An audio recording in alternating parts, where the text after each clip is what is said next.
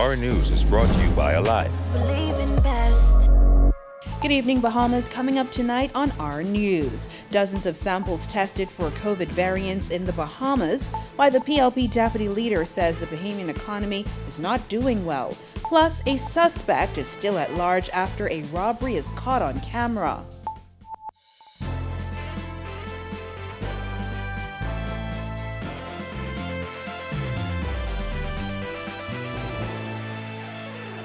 Welcome to Our News and thanks for joining us. I'm Jillian Gray. Topping news tonight, health officials still do not know if COVID-19 variants are circulating in the Bahamas. This despite sending more than 4 dozen test samples to a Brazilian lab for testing. Jasmine Brown has more.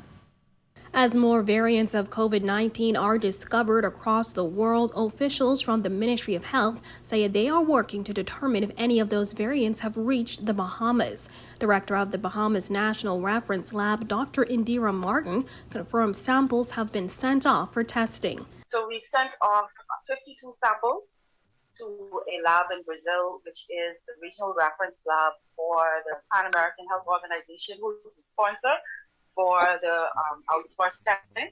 In early January, health officials revealed the Bahamas does not have the capacity to test for new variants of COVID-19.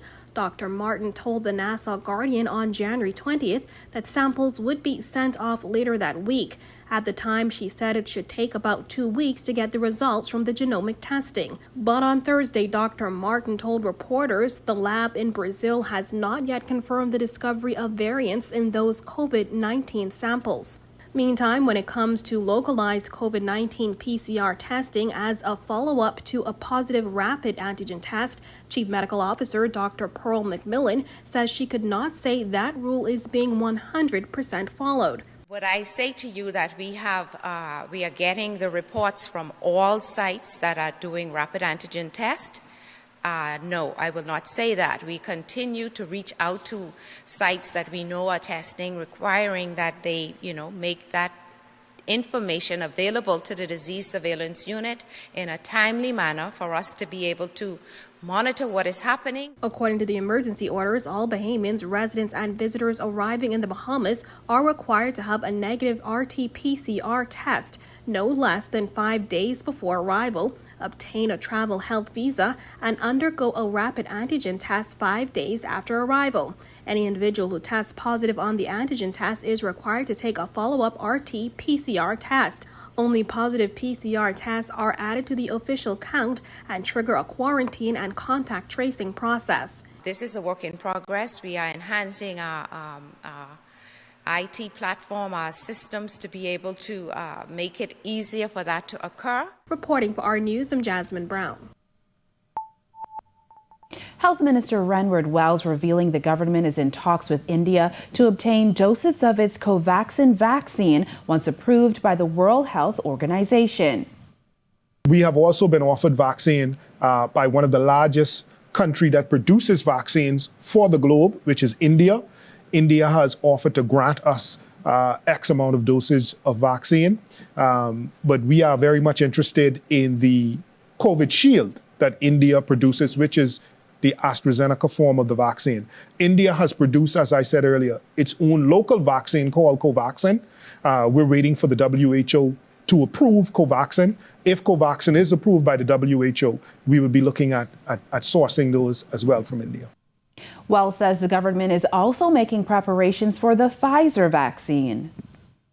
We've been promised by the WHO that in a week or two, we will be getting about 100,000 doses of AstraZeneca coming into the country.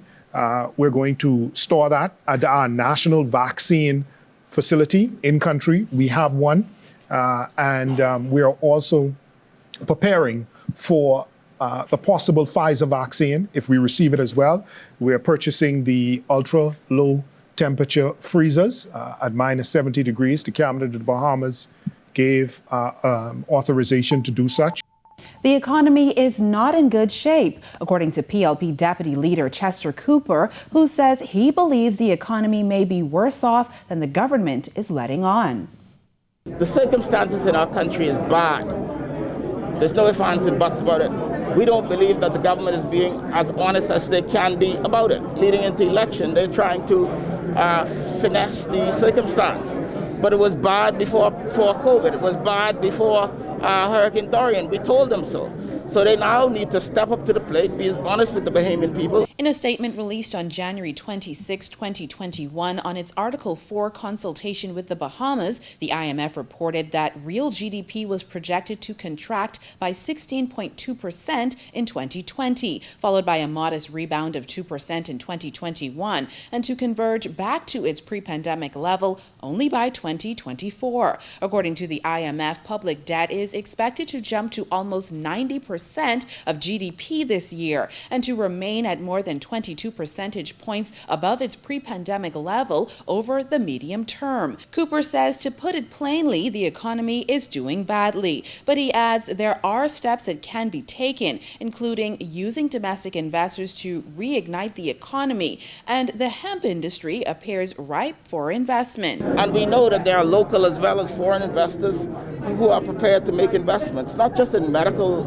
marijuana, not in marijuana necessarily for recreational purposes, but in something they call industrial hemp. You can't get high from this, but there are significant value-added opportunities in the industrial sector, making wood, for example, that's hurricane resistant to up to 500-mile-per-hour winds. It won't be an overnight fix, but should the PLP become the next governing party, Cooper says it will create an environment for both domestic and international investors. Meanwhile, the PLP says it will include a review of value-added tax to ensure taxes are equitable. Our objective will be to ease the pain of the Bahamian people, to ease the pain of the poor, the hungry, the suffering, and to ensure that we have a tax system that is progressive. Well, an armed robbery at a drugstore in Chippingham was caught on camera. Our Jared Higgs has the details. It was near to closing time on Wednesday night when the shopkeeper at I&M Drugstore on Churchill Avenue was bringing in the shop sign. While outside, he encountered a young man who begged the store to stay open, saying he wanted something out of the fridge. Felt kind of sorry for the guy. He let him in. That was the first mistake. After choosing a drink and finding out it cost $1, the soon-to-be robber tells the cashier he'd like another drink, so he walks over to the cooler again. As he walks back, he pretends to dig in his pocket for money. Instead, he pulls out a handgun and demands cash. Nobody was in the store. It was closing time. No one around. So he took advantage of the situation. The scared cashier cowers a bit before reaching around and handing over the money. As the robber grabs one of his drinks, he makes another request: the shopkeeper's chain and watch. Most important thing is nobody was hurt. But the cashier did the right thing. Let's give the guy what he wanted. Unfortunate for the cashier. He got robbed too, didn't he? Yes, have some personal items. Some guys just don't want to work no more. The robber made off with an undetermined amount of cash, along with the watch and chain. Police responded to the incident and are in possession of the security footage. They're following significant leads. And while major crime may be slightly down, incidents like this one are still fairly commonplace. Area residents and the owner suspect that the culprit is from nearby. It has to be somebody out of the area because the shop is for the area. So now there's some measures has to be taken to prevent this from happening again. So it's kind of sad for everybody in the area. Reporting for Our News, I'm Jared Higgs. Clear skies outside the Our News studios tonight. Greg Thompson is in the Weather Center with the latest. Good night, Greg. Thanks, Jillian, and a happy Friday, everybody. Very nice day around the islands, temperature-wise. We got into the 80s once again. Current conditions outside our studios, still warm. Temperatures are in the mid-70s, 75 degrees outside our studios. We call it warm and breezy. Your winds out of the south at 10 knots, feels like temperature around 75 degrees Fahrenheit. Satellite view around the area. Of course, we are watching a frontal boundary now moving into central Florida. That frontal boundary should be getting into the Bahamas by tonight, affecting Grand Bahama and the Abacos with some showers. Front will continue to push towards the south and should usher in some nice change in the temperatures. That's your first look at weather. Your extended forecast is still to come. Thanks, Greg. Ahead on Our News, an economist speculates on the upcoming budget. Plus, senators debate the Biological Resources and Traditional Knowledge Bill. That's coming up when Our News returns. Are you okay? No. Yeah, I got. That's supposed to happen. Listen. Where's your heart? Where is your compassion? soul. Hey, Jimbo, clear my schedule for the rest of the day, eh? Where do you go, boy? Here, bro. And what are the chances we can actually operate on the patient? Come on, man. Surgery will begin in 2300 hours, okay? So, we two are rappers, right? These rappers, man. Silly girls, pretty girls, ghetto girls, pretty girls, kind girls, funny girls, yeah, we got all kind of girls. T on the track, T on the mic. First I was in the Honda, now on the bike. I tell her hop on back, she holding on my back. I threw the wide back, straight back, 12 o'clock. Too much girls to choose from like any, many, mighty, mo.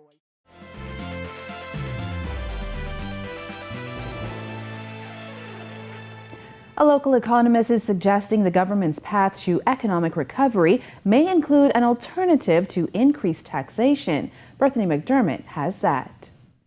With speculation mounting over whether or not the upcoming budget will contain another round of borrowing, economist Edison Sumner is suggesting the government consider borrowing locally through bonds. Borrow money from the Bahamian people, right, so that they benefit as well. And that borrowing comes, of course, through the government issuing bonds through the central bank, so that the Bahamians also now get the benefit from government borrowing rather than us paying all the interest to institutions. Sumner, who is also a member of the Economic Recovery Committee, admits that borrowing is inevitable. In fact, he says borrowing helps to maintain the country's level of credit worthiness and its ability to access funds from international organizations. The issue, he says, will be government's ability to service the debt. Is it going to be a burden on the Bahamian people for the next 50 years? If the government is able to borrow money and they are able to service that debt properly without getting into risky territories of defaults and the rest of it, then I think we're okay. Pundits are speculating the upcoming budget will include an increase in taxes and even public sector layoffs. Sumner says the country's taxation infrastructure is bound to be on the agenda. Whether value-added tax, as it stands now, is still the most equitable tax that we can implement. Should we be considering at this point a corporate tax or some level of an income tax, whether it's personal income or corporate income tax, and whether we are prepared to consider other forms of taxation? But Sumner says there's no room for an income tax on top of the current value-added tax. Rather, he adds, a new taxation system may result in the removal of custom duties. Instead of borrowing, Sumner says there are other ways government can mitigate some of its losses. Looking at the level of government involvement in actual business, on the other hand, where there isn't a lot of revenue being generated for the purse, but that a lot of these activities can be transferred to private sector enterprises to manage on behalf of the government. For our news, I'm Bethany McDermott. Attorney General and leader of government business in the Senate, Carl Bethel, says fully regulating the exploitation of genetic and biological information gleaned from the flora and fauna of the Bahamian ecosystem is long overdue. Bethel today stressing the importance of the Biological Resources and Traditional Knowledge Bill 2021. It is for the benefit of every Bahamian. Every Bahamian will benefit from the well. The Nagoya Protocols, these things are all written and controlled by the vested interests. Only say you must only use it for this reason, that reason. And I say the devil is a liar. Okay, so I inserted in there that they talk about you only could use it for biological research and sustainability and whatever. I say, but people who have traditional knowledge need to be directly compensated. Okay, if you tell a man strong back give you good energy, and he goes and finds a biological thing and takes that and makes a Viagra or something like that, and then boom, makes billions.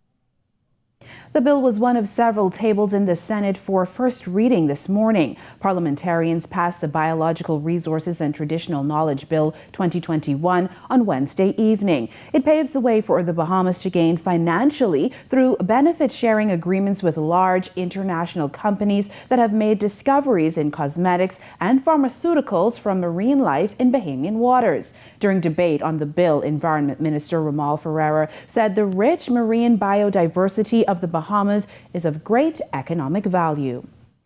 Meantime, PLP leader Philip Davis is denying that he was in talks with FNM MP Pakeisha Parker Edgecombe about joining the PLP. This comes after party chairman Fred Mitchell tweeted that since Parker Edgecombe had intended to criticize the PLP, he'll, quote, tell the entire story of her wanting to join the PLP and her meeting with Mitchell and the party's leader to request they give her 2 weeks. Parker Edgecombe has denied the claim, stating Mitchell was grasping for straws and now trying to muddy the waters. While the PLP leader is also denying that they were in talks.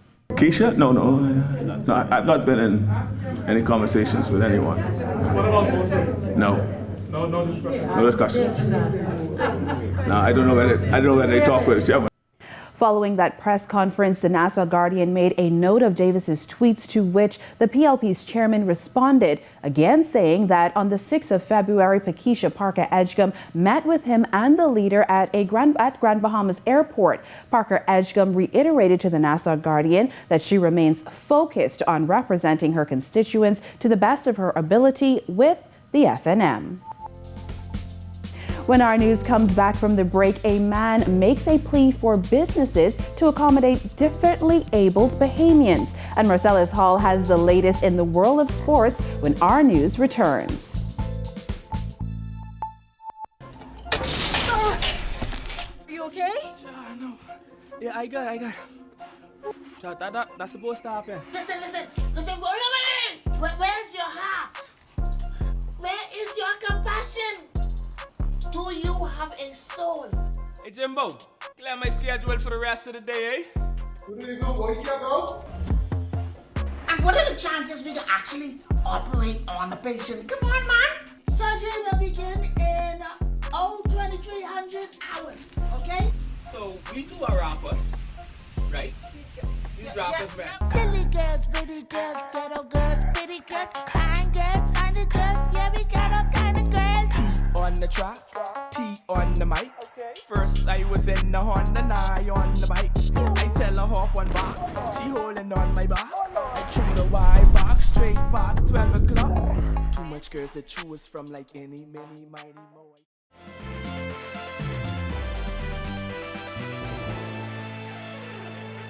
Welcome back. Life took a drastic turn for one man after an accident on the job left him unable to walk without assistance. Berthany McDermott tells his story in this edition of Life Interrupted. Miguel Fernando lived a pretty normal life until 2011 when everything changed.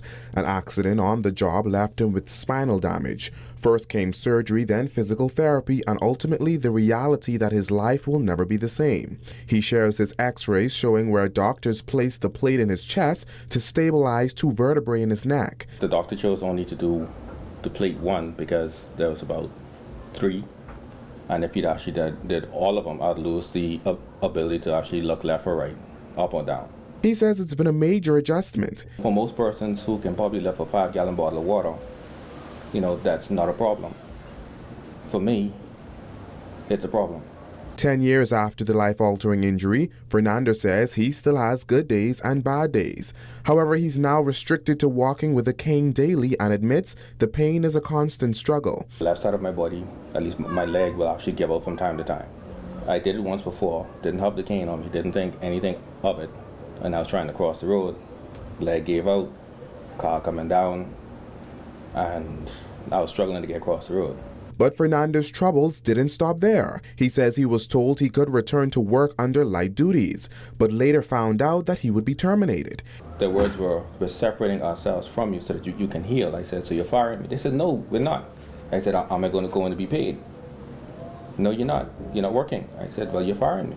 Now, while there are a number of issues facing the disabled community, a key one for Fernando is access to disabled parking at businesses and government facilities, which he says is oftentimes abused by abled persons.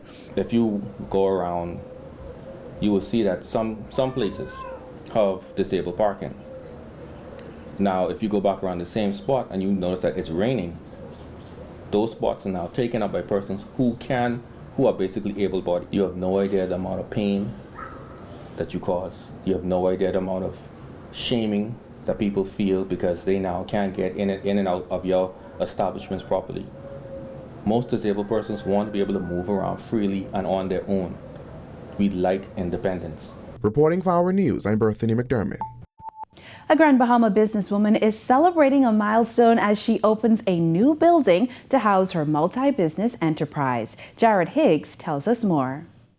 There are tears of joy and gratitude as a Grand Bahama businesswoman takes a leap by expanding her business. When I decided to actually dedicate this building, I went through a lot of emotions. Family and friends of Johnny Smith were on hand as her new building, called Agora, was dedicated in Freeport, Grand Bahama. At the new location, she'll house her 8 business enterprises. It doesn't stop here. Those of you that know me know I always got something in the pipeline.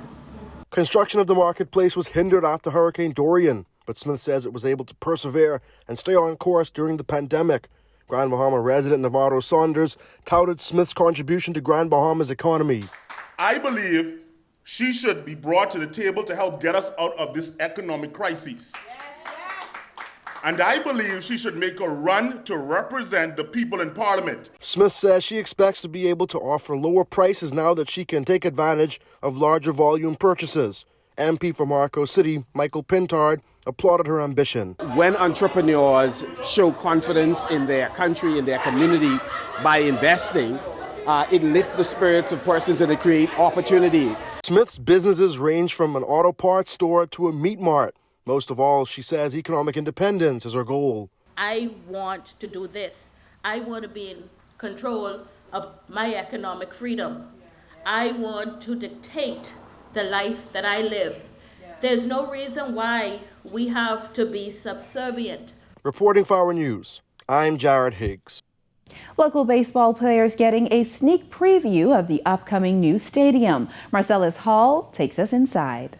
Welcome to our Sports on a Friday, everybody. I'm Marcellus Hall. A shameless plug for a show, The Locker Room, just behind me. I hope you guys enjoyed this week's episode featuring Shawnee Miller-Webo and Tanika Mackey, amongst others. Tell you what, it's been a great opportunity to bring you this show, and hopefully you guys tune in every single Friday. On to some baseball news where, well, the Andre Rogers Baseball Stadium still under construction. Yesterday, some of the professional baseball players in the country touring those facilities along with the chief architect. Bahamas Baseball Association executives and members of the professional baseball players of the Bahamas taking a tour of the still under construction Andre Rogers Baseball Stadium just a couple of days ago. The players getting afforded the opportunity to see the stadium in its infancy stages and are looking forward to one day playing on the field as they had their questions and concerns answered by the chief architect. Afterwards, some of the players saying what they're looking forward to in terms of what's ahead. I think it's a big step forward in the sport of baseball in the country. Knowing these guys have been working hard, and the guys who came before us who didn't have something like this, for us to have this now, like being built, is a huge step for us and our careers along the line and the youth to come. I think the stadium's awesome. I think once it's done, this will be our stamp and our seal in the baseball world, around the world, around the globe. You know, we have the players, we have the talent, and I think this is the only thing that's missing. I think it's going to be an incredible stadium, and I think that once it's done and, you know, we get to showcase the talents, I think it's going to be incredible. You know, I hope that I get a chance to play in it one day. I hope that they could finish it soon and, you know, I get to experience what it's like to play in front of my home crowd. You know, something I've never done, and it's something that we haven't done as a whole since the last Andre Rogers Stadium, and that was years ago. So it was incredible. You know, it was nice to get a tour of it, and can't wait to see it all come together. And that's your check on sports for you this Friday. Have a great weekend. I'm Marcellus Hall. Back to you. Thanks so much, Marcellus. When our news returns, Greg Thompson gives us our weekend weather outlook. Plus, food is a source of life. The details when our news returns. Are you okay? No. Yeah, I got. That's supposed to happen. Listen. Where's your heart? Where is your compassion? Do you have a soul? Hey, Jimbo, clear my schedule for the rest of the day, eh? Where do you go, boy? Bro? And what are the chances we can actually operate on the patient? Come on, man. Surgery will begin in 2300 hours, okay? So, we two are rappers, right? These rappers, man. Silly girls, pretty girls, ghetto girls, pretty girls, kind girls. the track, T on the mic. First I was in the Honda, now on the bike. I tell her hop on back, she holding on my back. I chew the wide back, straight back, 12 o'clock. Too much girls to choose from, like any, many, mighty, mo.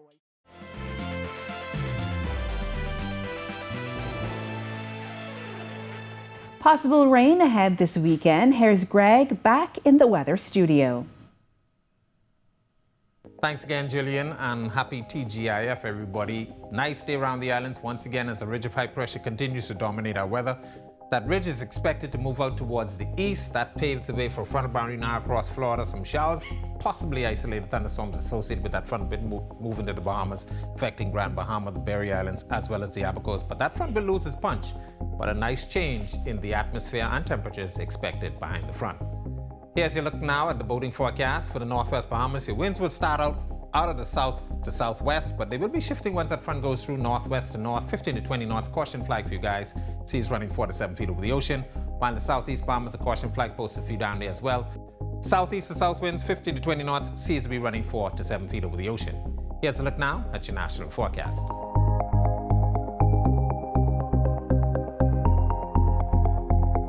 A look now at your extended forecast through Wednesday.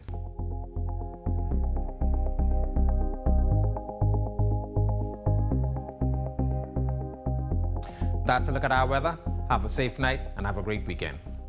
Julian?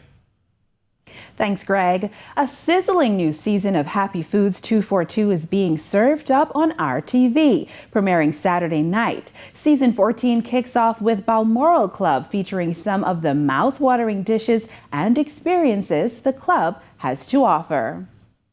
They do brunch. I went to an excellent brunch that they had last weekend. So they do brunch, they do dinner, they do lunch. So you can go on their property. We have two private chefs on this season. So that was pretty interesting. We shot in some beautiful Airbnbs. So that would be interesting. We have Shiver. If you've stuck under a rock, you don't know about Shiver sorbet. So that's the first time we've ever done a sorbet company. The show airs Saturdays at 7 p.m. just before our news. And host Sasha Laurel says if you miss it, you can always catch it online. She says even 14 seasons in, Happy Foods 242 has the same great fun and new experiences from the best Bahamian restaurants. Get the word out for all of these businesses, chefs, small companies to, we're trying to help everybody during the pandemic. So, it's just going to be, and of course, jokes. It's a lot of jokes. Going to change. Even in a pandemic, food is the source of life. Thank you for joining us for our news tonight. On behalf of the entire newscast, do have a beautiful evening.